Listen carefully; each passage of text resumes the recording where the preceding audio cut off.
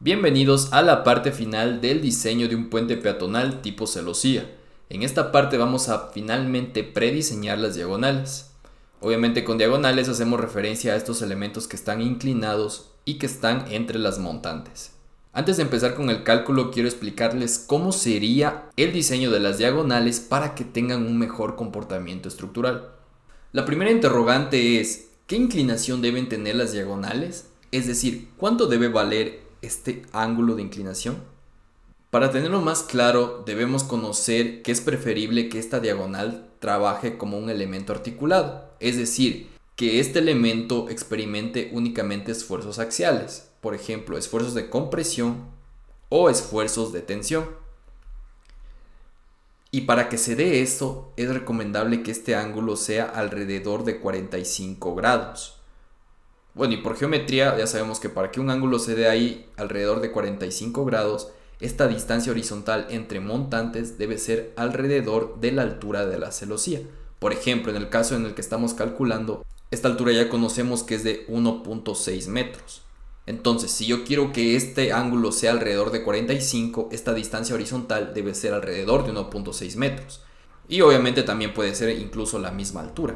Y ahí este ángulo será 45 grados o tenderá a ser alrededor de 45 grados. Entonces así esta diagonal podrá tener únicamente esfuerzos de compresión o tensión. Porque también pueden haber otros casos. Por ejemplo, aquí vemos que esta distancia horizontal se ve como si fuera 2 veces la altura. Estamos hablando de esta altura de la celosía. Entonces este ángulo no será alrededor de 45 grados. Entonces esta diagonal podría tener otro tipo de fuerzas internas, por ejemplo flexión. Y eso no es lo más recomendable en celosías, ¿verdad? Acá vemos otro caso, que la distancia horizontal puede verse a simple vista que es alrededor de h sobre 2. Entonces es un caso similar a este de acá arriba. Esta diagonal puede que tenga esfuerzos adicionales a los axiales. Entonces, conociendo esto, la idea final que quiero que quede clara es que es recomendable que este ángulo sea alrededor de 45 grados para que así las diagonales trabajen como articuladas, lo que es lo mismo que únicamente ocurran esfuerzos de compresión o esfuerzos de tensión. La segunda interrogante es, ¿qué configuración es mejor para las diagonales? Aquí vemos dos configuraciones. En la primera, si nos damos cuenta desde el inicio, vemos que las diagonales están desde arriba hacia abajo. De la mitad hacia la derecha vemos que ahora están de abajo hacia arriba. Ahora, si analizamos la configuración 2, vemos que es diferente. Vemos que desde el inicio las diagonales están desde abajo hacia arriba.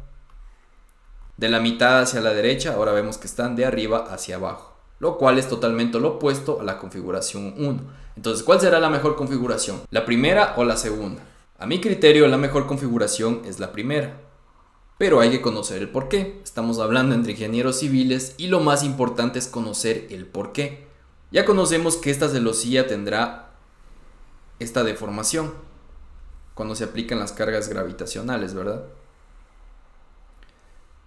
Entonces las diagonales en este caso tendrán esfuerzos de tensión. Todas las diagonales en la configuración 1 tendrán este esfuerzo de tensión. Ahora, si analizamos la configuración 2, aquí esta también tendrá la misma deformación cuando se aplican las cargas gravitacionales. Pero ahora estas diagonales, al tener esta configuración, trabajarán a un esfuerzo de compresión.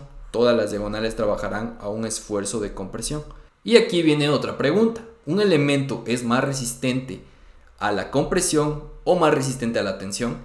Para entenderlo mejor, por ejemplo, si yo analizo aquí este elemento, aquí voy a dibujar el mismo elemento. La única diferencia es que a este le voy a aplicar esfuerzos de compresión y a este le voy a aplicar esfuerzo de tensión. Entonces, ¿este elemento tiene más capacidad para resistir la compresión o la tensión? Pues este elemento resistirá más la tensión. Porque recordemos que cuando un elemento tiene un esfuerzo de compresión aplicado, este puede tender a pandearse. Y este pandeo hace que la resistencia se reduzca. En cambio, en la tensión, este elemento se va a tender a alargar y no existe pandeo. Por lo tanto, un elemento resiste más la tensión que la compresión. Y es por eso que es más recomendable la configuración 1.